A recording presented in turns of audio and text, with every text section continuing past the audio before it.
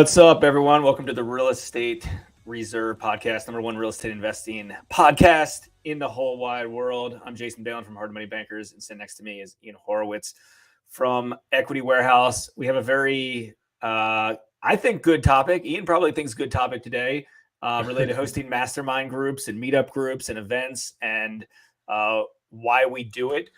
Both of us have our own individual masterminds coming up. Mine's coming up in the next tomorrow for 2 days, and then Ian's is the following week. Separate audience, separate location. Not really planned out to be like that, but that's just how it was. Ian, what's up? And what's your thoughts on your rationale for hosting a mastermind? I mean, dude, we go back and forth a lot of, attending events or hosting them. And it's like, the lead up to hosting an event, there's a lot that goes into it, right? Like there's a lot that we do to make sure these events are successful because people are paying money to attend. Well, it's not about making money. It is about having commitment and coming to it. And when people are paying something for it, you want to make sure you deliver a ton of value.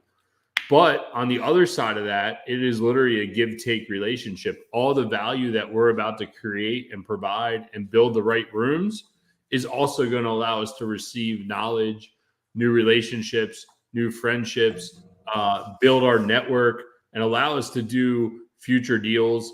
And if nothing else, just express how we feel while we're doing business, right?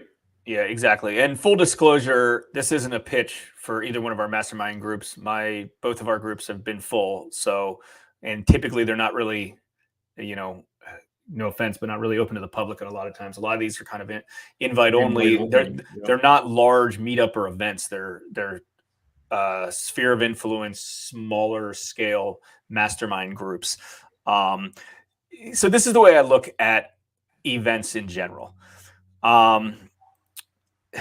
A few different ways. So early on in my career personally, and I would guess probably Ian's as well, obviously it's very important to be out there and put your name out there and go to events and meet people and build relationships. I mean, that's where it's not like Ian and I grew up together and have been friends our whole lives and then started doing business together. Like we met at an event. We actually met for the most part formally at an event out of the area.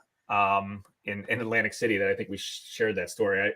I forget about that sometimes because that's kind of random how that happened. But regardless, early on when we started our company, I mean, my business partner Chris and I, like we hit the streets. We hit the streets and we were at it wasn't like Meetup back then. It was like RIA groups. Like we were at all the RIA groups nightly, handing out business cards, meeting a lot of people.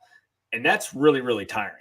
It's hard work to kind of go work a room over and over and over, unless you have the personality type and you enjoy doing that. I don't really like doing that, but it's important. I knew it was important. So I would do that regularly.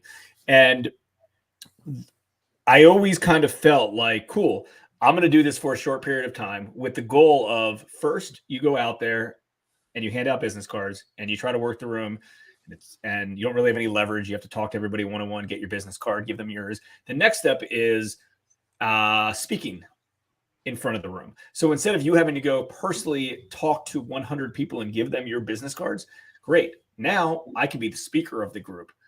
And let's say there's 100 people in that group. Now they all know who I am. I put my name on my presentation. They reach out to me directly. After the event, they all come up to me. So there's leverage, right? So that was always first part, second part, and third part was running your own group and creating your own group. And then you're the group leader and you're controlling the topics and the situation. So I always felt like that's a good way to kind of achieve things. And we've done that with events we've done that with our meetup group. We're doing this with our mastermind group.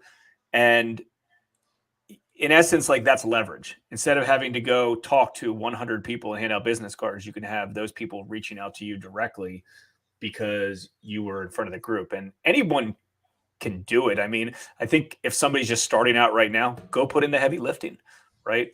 Figure out your elevator speech, learn it that way, and then work your way up as you kind of mature inside your organization. Yeah. And I'll say, it's hard to go from working the room to speaking to the room to hosting the room. There's a lot of steps that go through there. And, even just doing this podcast, There's a lot that goes behind this as well. Now, I will say what's interesting is as we're sitting here talking about this, and I'm thinking about like, well, what's the importance of hosting this room and this group?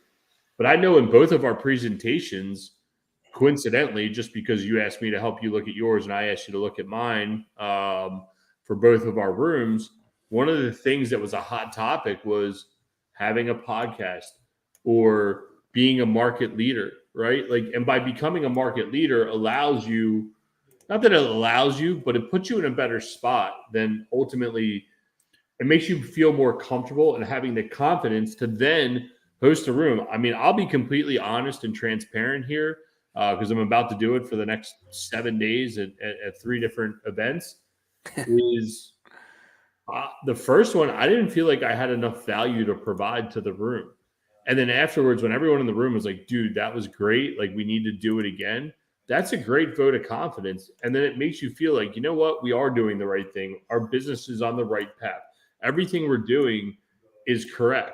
And then to be able to build a group around that, I mean, that's ever more important. And, a lot that goes into these higher level mastermind rooms is really who's inside the room. If you have the wrong group of people or you have the wrong leader in the room, it's very easy for it to get derailed and not be worth your time. You got to remember, everybody coming is a higher earner. They're looking to grow and scale their business. I think at our last event, we were talking about it, Jason and I and John and a few other guys, was, dude, how much in assets were in our room? Dude, we're talking about $500 million of assets were represented inside of our room last time. And I can only imagine, Jason, your room that you got coming, the amount of capital that's going to be represented inside of that room. Everyone that's coming is spending a good penny to come, but more importantly, they're spending their time, and that's not replaceable. And to make sure it's worth everyone's time. So having the right group and the right people inside the room that have a common goal make the experience that much better. Yeah. And again, it's not just, the word mastermind, I think originally when you hear the word mastermind, you're like, oh, we're masterminding. It seems like a really high level exclusive VIP thing. And listen, the way that we host our mastermind is like that, but that doesn't mean it needs to be, right? It can be, you could have never done a deal before and still kind of be involved in one. So don't let that word scare you. Another thing to think through, and I'll tell you, personally, some of our reasonings for wanting to run groups and events and meetups and masterminds, and they're not easy. It's a pain in the neck. It's not like we have full-time staff that are running these things. We're taking our own attention away from our daily operations in order to run them and be involved in things like that. But I never really liked the way that rooms were set up personally. So our reason, and this is more for our meetup group than our mastermind group, I hated the RIA setup personally. I never liked the RIA setup. It never like sat well with me. So we never did it as a RIA setup, our meetup. We always did it as a free meetup group. Back in the day, the RIA, pay $10 or $25, show up to the room, meet people, and then we're going to have some sort of national guru educator come in, speak, going to get value for an hour and then get pitched for an hour on an expensive product. Do I think that those gurus were knowledgeable? Sure. Do I think spending $25 to get in to work a room and to meet people is worth it? Absolutely. I always think, there's value with paying for something. And, in essence, it potentially weeds out some of the riffraff and has people that are serious about their business. So that was, I don't know. I didn't really like that. I didn't really like that model. The part of it was the RIA made money. We lost money on our meetup group. And I think a lot of folks that do content or they do speaking and they do things like that, like when it's all said and done, they lose money. But that's okay on the front end because they're worried about higher ticket stuff. They're worried about the real relationships being made, doing deals with people. Nothing can replace the amount of money you can make by doing real deals with real operators, right? Like it doesn't, like I'm not gonna, you can't put a dollar sign to that. Ian and I have made a lot of money together in ways that no one would have ever expected when we met. We would have never expected. And he's done that with other relationships. We've done that with other relationships. So our reasoning, and it could be a selfish reason, is to set up these groups that fit our personal brands, that fit our personalities. My group's different than Ian's group in our mastermind. I think in our meetup group, we both have similar things aligned. Our meetup group, like that, that was a lot of work. We have 6,000 people in that group. And typically when we were doing live events, and, if you're watching this or listening to this and you've been to any of the meetup groups, apologize that we haven't been doing live events. I'd like to do them again. It's just honestly like it's a headache. And we went strong for several years. And again, month after month, we lost money and we lost time on it, which is fine because it was for a higher purpose. And it worked. Like, we wanted to help, on our selfishly, we wanted to help as many real estate investors locally to do more deals.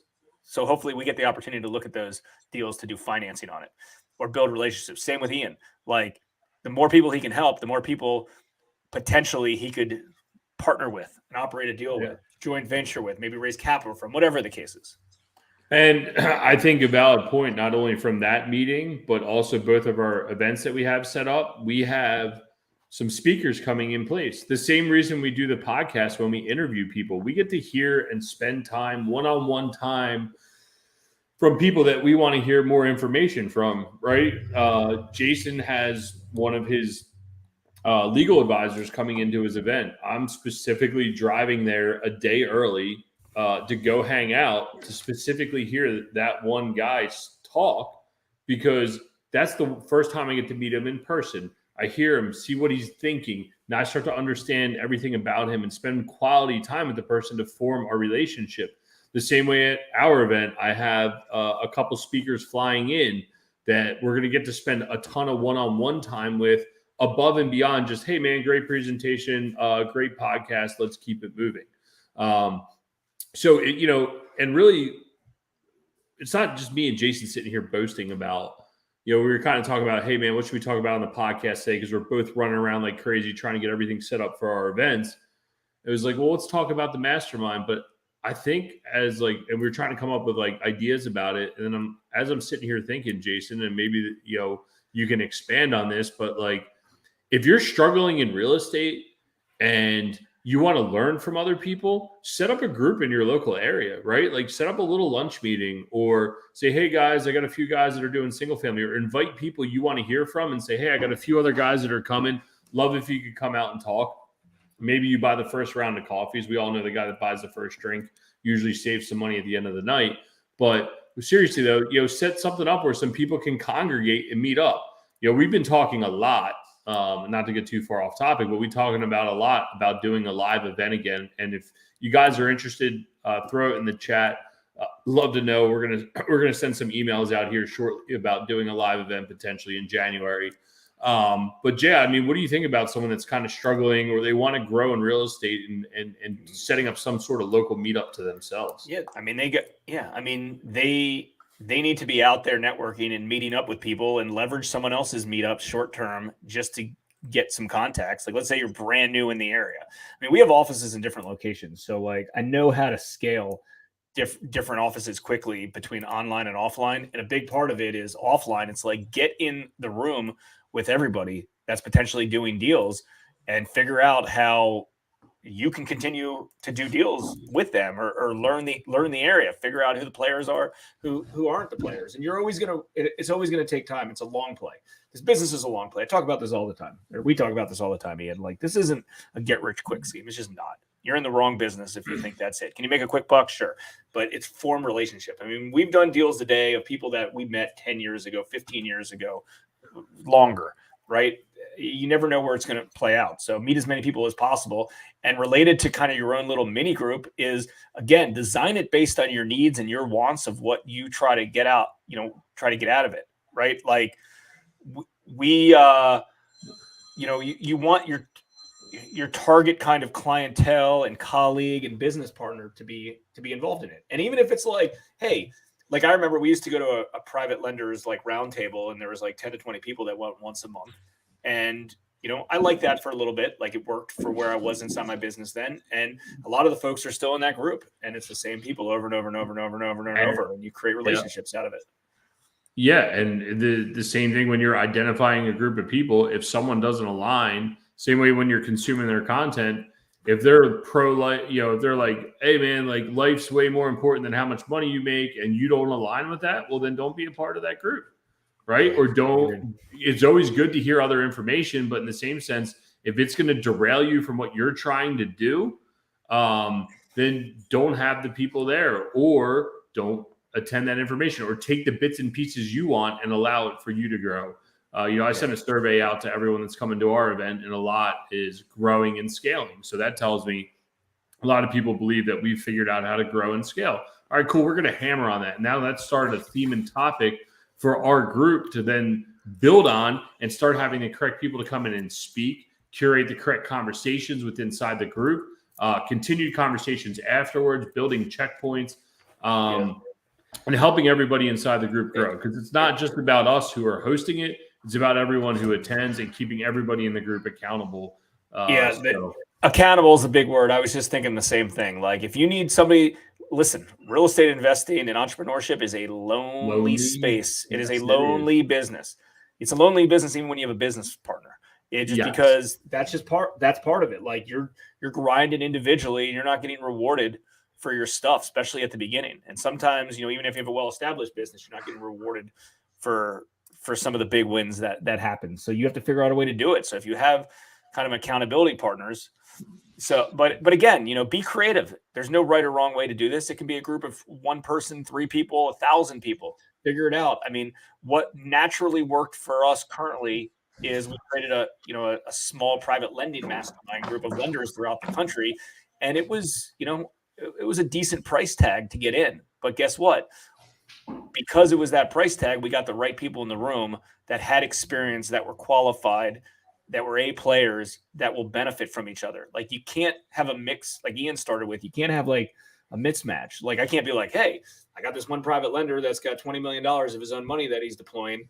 And then I got this newer real estate investor who, has learned, who wants to become a wholesaler. And then I've got, this real estate agent over here that wants to focus on her real estate business.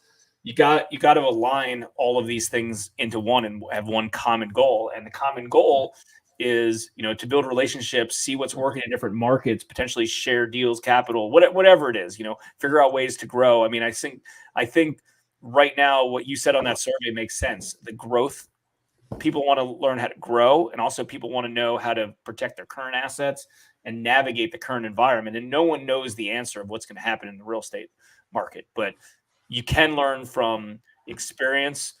You can see what other people did to navigate it, and meet people, learn from people, network with people, and I think that's kind of the best way to operate and run. When you build real relationships.